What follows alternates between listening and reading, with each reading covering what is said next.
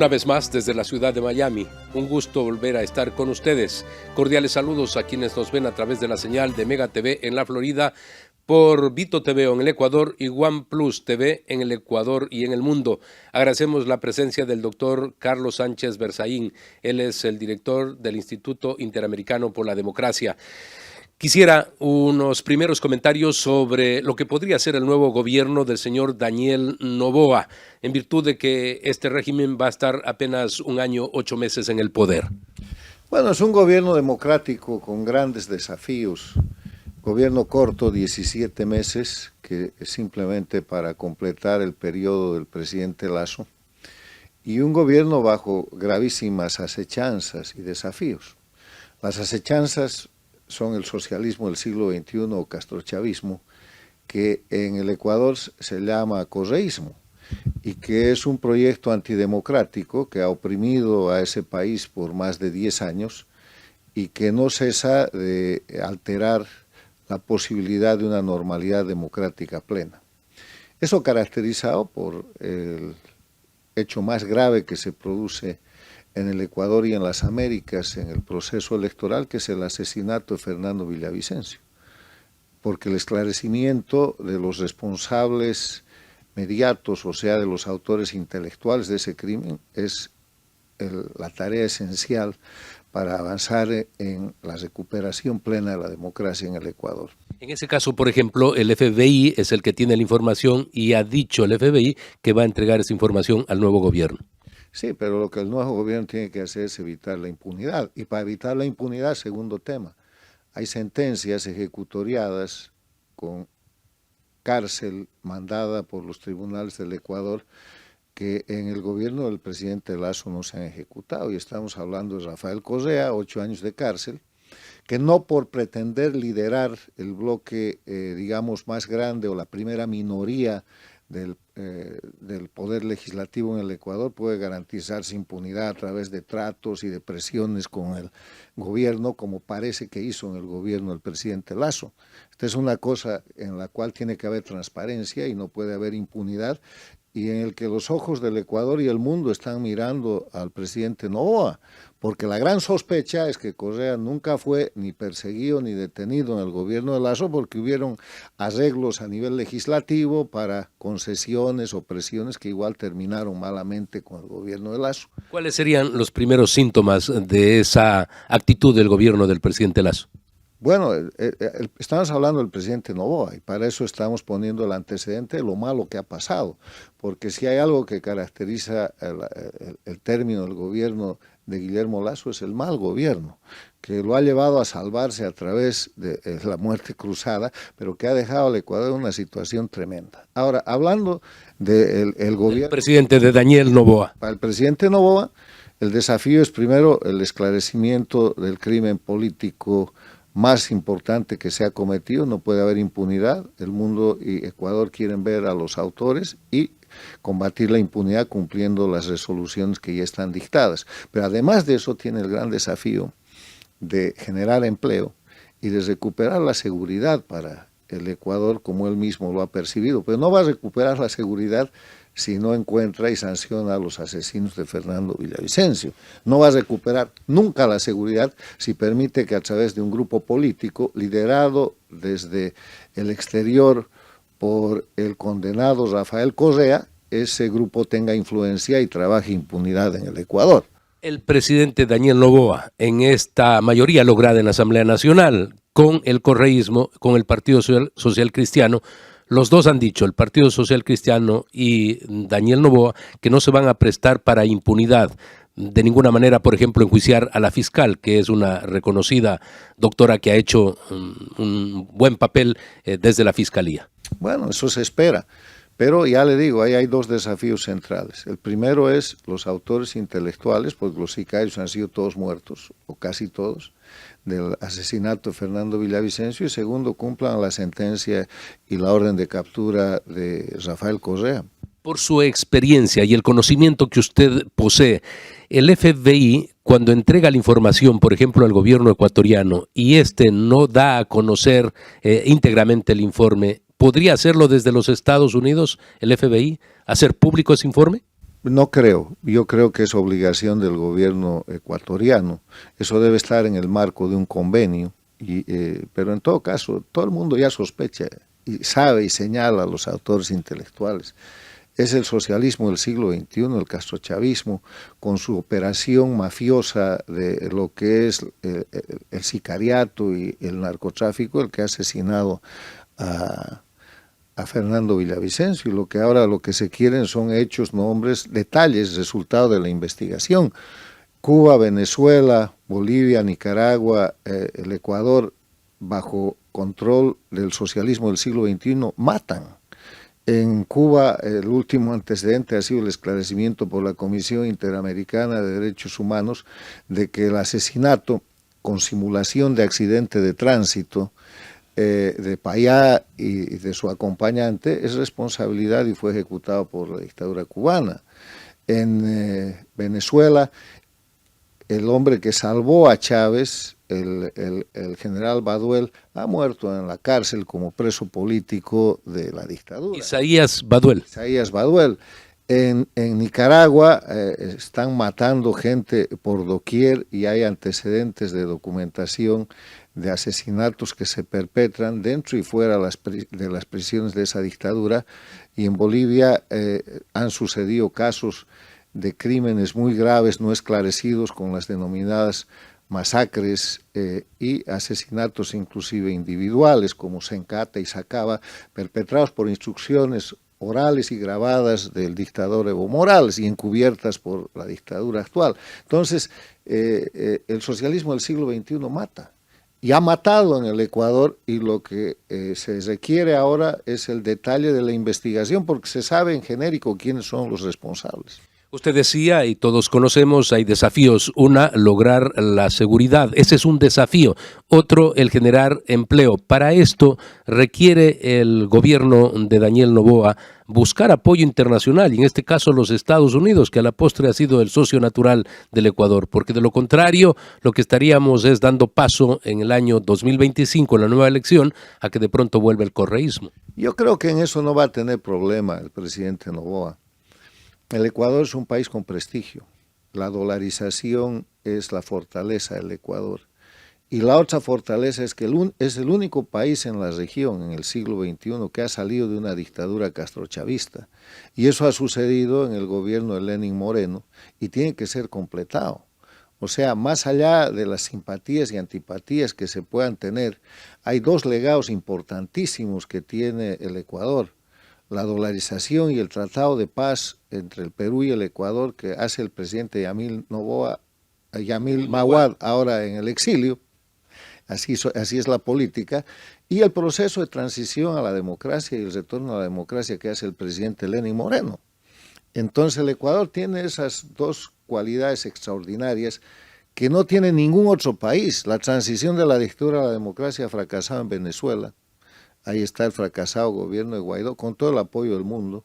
Ha fracasado en Bolivia, ahí está presa la señora Áñez, que fue la presidencia que tuvo que hacer transición, pero el Ecuador ha surgido, y mientras han dado golpes de Estado con graves efectos en otros países, como en Chile con Piñera, que los ha llevado a una constituyente, como Colombia con Duque, que los ha llevado a que Petro sea presidente, como el escenario que se ha presentado en diferentes países, en el Ecuador han resistido los golpes y tiene una fortaleza democrática ejemplar. O sea, lo que tiene el presidente Noboa es un país con gran prestigio internacional, que sumado a su prestigio, cumpliendo el Estado de Derecho, respetando los derechos humanos, es muy fácil avanzar en restituir al Ecuador la condición de seguridad, destrozando lo que queda del narcoestado que estableció Rafael Correa y avanzando en la economía que tiene el camino asfaltado con la dolarización y la gran capacidad productiva y la naturaleza emprendedora del pueblo ecuatoriano. Usted ha hecho una relación sobre Aspectos históricos del Ecuador. Uno, el de la dolarización, que tiene 23 años, pero otro también, la firma de la paz en 1998 en Brasilia, paz entre Ecuador y Perú. Hay que reconocer estas acciones en el caso de el doctor Yamil Maguad, que fue el generador de la paz y también de la dolarización, y como usted bien dice, la recuperación de la democracia con Lenín Moreno. Bueno, no es historia, es realidad.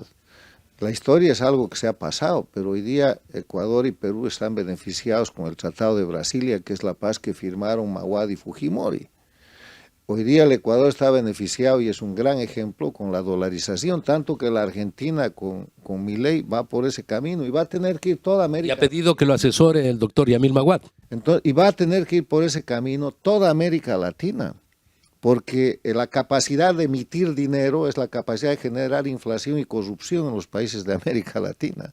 Los bancos centrales pueden o no pueden permanecer, no es un tema de soberanía, es un tema de realidad en un mundo globalizado en el que el Ecuador se adelantó al empezar el siglo y por eso tiene beneficios.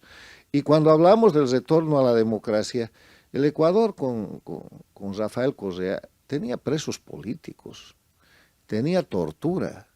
Era un narcoestado. No se olviden que Rafael Correa expulsó a la DEA de la base de Manta, que era una base internacional de lucha contra el narcotráfico. No se olviden que Colombia, con el gobierno del presidente Uribe, tuvo que bombardear en territorio ecuatoriano, en la zona de la Angostura, a los guerrilleros de las FARC que estaban siendo protegidos por el gobierno de Correa.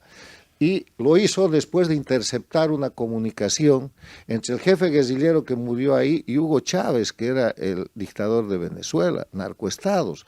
No se olviden que en el tiempo en el que Correa estableció su régimen, que era una copia, un satélite del castrochavismo de Cuba y Venezuela, no había libertad de prensa. ¿Qué tiene que pasar en el gobierno del presidente Noboa? Tiene que consolidar esa transición a la democracia. Y la transición a la democracia se produce cuando hay dos hechos fundamentales que suceden. Primero, se deja sin efecto la estructura jurídica de la dictadura, y en eso hay un gran reclamo y una gran presión en el Ecuador, porque parte de la constitución que ha aprobado el correísmo es una constitución castrochavista que tiene que volver a los parámetros de la república. Es un gran desafío. Deberían aprovechar estos 17 meses para consensuar un contenido de necesidad de la reforma que en el próximo gobierno se pueda plantear, o sea, para buscar un consenso nacional, un acuerdo de unidad nacional sobre el fortalecimiento de la república y la democracia, saliendo de las normas dictatoriales que tiene de una y otra manera la constitución correísta. Y el segundo tema es la no impunidad. No hay transición a la democracia con impunidad. El Ecuador nunca va a ser una democracia garantizada mientras el ex dictador, con 8 años de cárcel de sentencia, esté dando órdenes y manejando la política interna del Ecuador desde los países que lo protegen, que son los países castrochavistas.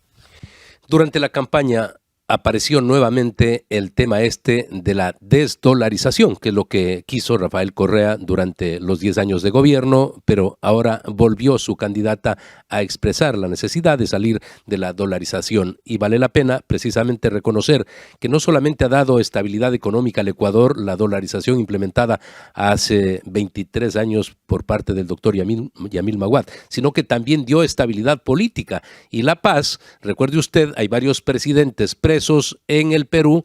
Antes se usaba el problema limítrofe simplemente para declarar una guerra y tapar los problemas políticos internos. Mire, tan es la violencia, el mecanismo del socialismo del siglo XXI, del castrochavismo, que ahora mismo el dictador Maduro, para disimular su crisis total, está tratando de buscar una guerra con Guyana. Entonces, eso es... Por eso hago referencia a lo que sucedía en el Ecuador frente a Perú. Todo esto que hemos mencionado es la gran base que le permite al nuevo presidente ser un buen presidente. El tema es que en las Américas y en el mundo no hay izquierdas y derechas. Lo que el pueblo mira es buen o mal gobierno.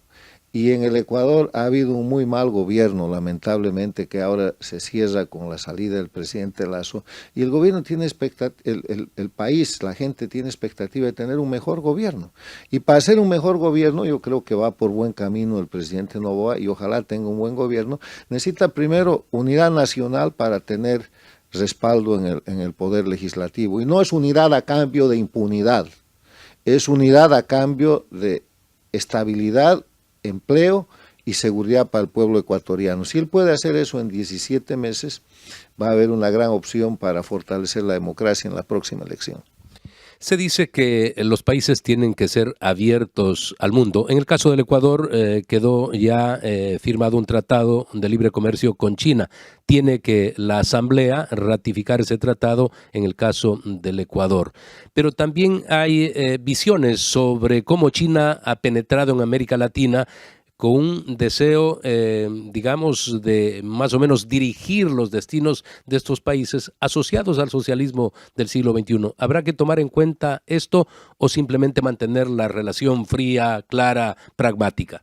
En el marco de su mal gobierno, el presidente Lasso ha hecho cosas interesantes en el ámbito internacional como banquero. Ha avanzado en apertura de mercados, en acuerdos, en tratados, y el de China es uno de esos. Pero tiene que Corea del Sur también. Tiene que ser, lo de China es lo que tiene que ser objeto de una revisión especial por el contenido de influencia estratégica que esto representa. Lo primero que hay que hacer es recordar que China es una dictadura. O sea, aquí hay dictaduras en la región, Cuba, Venezuela, Bolivia y Nicaragua, y en el mundo la dictadura más importante, la de China, la que le sigue es la de Rusia, y la siguiente es la dictadura teocrática de Irán. Y las tres amenazan a las Américas. O sea, primero hay que ver el sentido estratégico de eso. Nadie se opone al comercio, pero si ese comercio y las inversiones que vayan y vengan no están condicionadas a la supresión de derechos humanos, a la amenaza al Estado de Derecho o a cualquiera de los elementos esenciales de la democracia, pues adelante, hay que comerciar. Pero no pueden las democracias someterse a las condiciones de las dictaduras a costa de una penetración que después vaya a sacrificar la estructura republicana o democrática del país. Eso es lo único que hay que cuidar. Por lo demás, China es un buen mercado para el Ecuador y el Ecuador está ya amenazado por la China. No se olvide que los buques piratas pesqueros de la China son los que más allá de la línea del mar territorial están depredando todo lo que es la corriente de Humboldt que llega y enriquece las costas del Ecuador, del Perú y de toda la zona del Pacífico. Bueno, entramos al último bloque de este importante análisis sobre la realidad del Ecuador y por supuesto de Latinoamérica. También hemos abordado temas a nivel mundial, porque en estos momentos la misma guerra, la de Ucrania con Rusia, por la invasión rusa, que ha quedado un poco subordinada a lo que está pasando en Israel, entre Israel y Hamas. Pero ya hay la intervención de Irán claramente, y todo esto va volviendo a los países latinoamericanos como adláteres en unos casos, porque ha habido referencias a favor, por ejemplo, de los terroristas y no de un país como el caso de Israel, que recibió semejante ataque. Entonces, esto también cabe y debe llevarnos a reflexiones en Latinoamérica de qué es lo que estamos haciendo como países. El tema es el siguiente, Fernando. El mundo en el siglo XXI es un mundo globalizado, capitalista, en medio de una revolución tecnológica y comunicacional extraordinaria. En ese mundo se ha presentado, y hoy día el mundo vive, la primera guerra global. Mi definición de guerra global es una confrontación bélica armada en un determinado o en determinados lugares, en un frente armado concentrado entre partes específicas, pero que involucra a todo el globo, que involucra a todos los países. Y la primera expresión de esta guerra global se dio con la invasión de Rusia a Ucrania. El frente de batalla es el territorio ucraniano por la invasión rusa. Los ejércitos en combate son el ruso y el ucraniano, pero todo el resto de los países están comprometidos. No hay neutralidad posible. En el lado de Ucrania está toda Europa, está Estados Unidos, está el Japón, están los países con democracia. Y en el lado de Rusia están las dictaduras, que está siendo apoyada por Irán, que le proporciona armamento, por Corea del Norte y por la China, sin cuyos aportes tecnológicos Irán no podría fabricar los misiles que está usando Rusia. O sea, ahí es la primera expresión de la guerra global. Pero se ha abierto el 7 de octubre un segundo frente, que es el frente del ataque terrorista, un ataque contra la humanidad que jamás perpetra en territorio israelí. Y eso ha producido la guerra defensiva de Israel en el territorio de la Franja de Gaza. Ese es el segundo frente de la guerra global. Las partes son las mismas. Quien está detrás del ataque jamás es Irán. Quien ha sostenido a Irán es Rusia y China está por detrás. Por eso Estados Unidos, cuando se produce ese ataque, mueve 2 portaaviones que son flotas de combate a la zona del control del Medio Oriente y uno a la zona asiática, cerca de China. Y eso decreta o presenta más bien un escenario de preguerra, pero no estamos hablando de una guerra mundial, sino que estamos hablando de una guerra global con un estado de preguerra mundial que podría darse si es que Irán decide disparar contra Israel y Estados Unidos tiene que intervenir contra Irán, y entonces veremos lo que hagan China, que está amenazando a Taiwán, y Rusia, que quiere amenazar a toda Europa. Entonces, no creo que vamos a llegar a una guerra mundial, pero sí estamos en plena primera guerra global. En ese escenario, ¿qué hacen las dictaduras de América Latina? Pues están alineadas con las dictaduras mundiales. La jefatura de Cuba determina que rápidamente Venezuela, Bolivia y Nicaragua, que además son bases de esos países. Cuba es base para el espionaje informático desde su territorio contra Estados Unidos y otros países. Venezuela tiene el mejor equipamiento ruso e iraní para atacar a los países del entorno, incluso amenazar a Estados Unidos. Lo mismo que Nicaragua. Y Bolivia ha firmado y se ha convertido con Irán en la plataforma del terrorismo de origen islámico iraní, y todo es público. Y además de eso, los gobiernos paradictatoriales de Argentina con Fernández Kirchner, que ahora acaba, López Obrador en México, Petro en Colombia, Boric en Chile y Lula en el Brasil han asumido la misma línea, al extremo de que Chile ha tenido que vivir la vergüenza de que cuando Boric ha visitado al presidente de Estados Unidos le ha pedido 2 cosas: que levante las sanciones a la dictadura de Cuba y que pare la guerra defensiva de Israel en la zona de la Franja de Gaza. Imagínense un país que debería ir a hablar de libre comercio, de intercambio, del crecimiento del interés del pueblo chileno, un país que además está acosado y ocupado por la migración forzada que le ha mandado Venezuela y que tiene la permanente presión de grupos internos, inclusive armados, defendiendo el terrorismo y la agresión internacional. Vamos ya en la parte final a vincular 2 países. El caso de Venezuela, se dieron las primarias, dicen que no van a permitir que participe María Corina Machado, lo dice pues Maduro y Diosdado Cabello. Pero por otro lado, en Argentina perdió el socialismo del siglo XXI y lógicamente Argentina es un país importante. Antes se sentían apoyados por Brasil, por Argentina. ¿Todo esto puede debilitar en parte la postura dictatorial de Maduro? Mire, frente a las elecciones del próximo año. A ver, las dictaduras del socialismo del siglo XXI o el casochavismo, que son Cuba, Venezuela, Bolivia y Nicaragua, y cuyo jefe es Cuba, se están cayendo. En ese contexto hay que diferenciar a Argentina de Venezuela. Argentina es un país con democracia que ha tenido un gobierno paradictatorial, ahora va a tener un gobierno con democracia plena. Las elecciones son libres y limpias. Hay un pueblo que se puede expresar y ese es el resultado del triunfo de Milei, que es un triunfo muy importante porque hay que cambiar la política exterior respecto al crimen organizado que detenta el poder en Cuba, Venezuela, Bolivia y Nicaragua. Pero en Venezuela es una dictadura donde cada que quiere un poco de oxígeno el régimen juega a hacer elecciones y en ese juego se apodera o domina a la oposición funcional y termina por quedarse en el poder. Ahora se ha encontrado con una verdadera oposición. Ha habido una elección interna, con cerca del 93% ha ganado María Corina Machado, y no hay ninguna probabilidad de que María Corina Machado se vuelva un opositor funcional como los anteriores.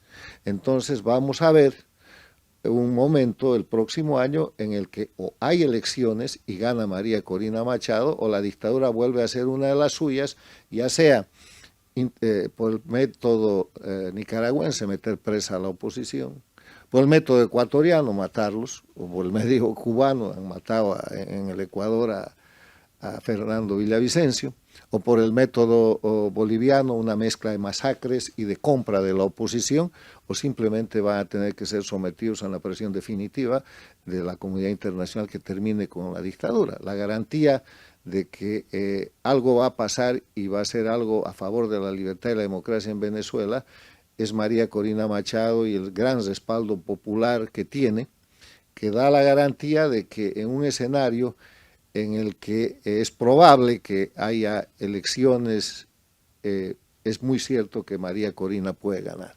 O sea, puede que esto no suceda, pero es el camino que hay que seguir y es el camino que ha puesto en descuentos a la dictadura de Venezuela, que ya ha sido derrotada. Ha sido derrotada con la elección primaria, ha sido derrotada con el gran triunfo de María Corina Machado y ha salido derrotada porque ahora no sabe qué hacer. Doctor, muchas gracias por este completo análisis.